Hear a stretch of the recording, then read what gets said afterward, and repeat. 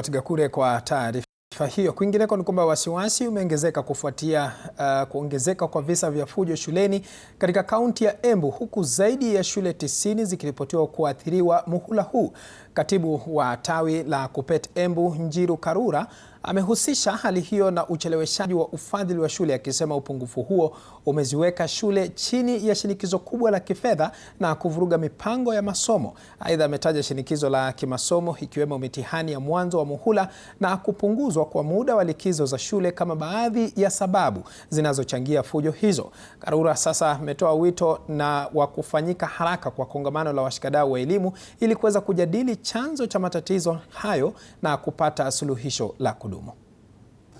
Na mimi niko hapa nikisema mashule karibu yote hapa Embu sasa imekuwa na indiscipline na wale wengi wa watoto wako nyumbani. Leo hii hata shule zile tulikuwa tunafikiri zimetulia zimeenda nyumbani.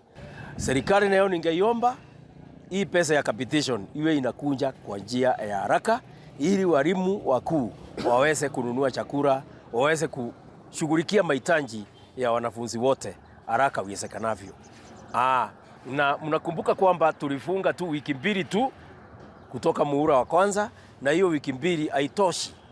Wiki mbili haitoshi, tungehitaji wiki kama nne ili watoto wetu wapumzike kabisa. Na tunasema hii mitihani tunaita open exam, tuachane nayo kwa sababu hiyo inafanya watoto hata wagome kwa sababu hawataki. Stakeholder wote waitwe ili waangalie hiyo maneno, wajue ni kwa nini serikali, kwa nini watoto wanagoma na kwa nini serikali inakaa muda mrefu bila kutoa hii capitation. Naam, mtazamaji, sema nasi kupitia kwenye mitandao ya kijamii.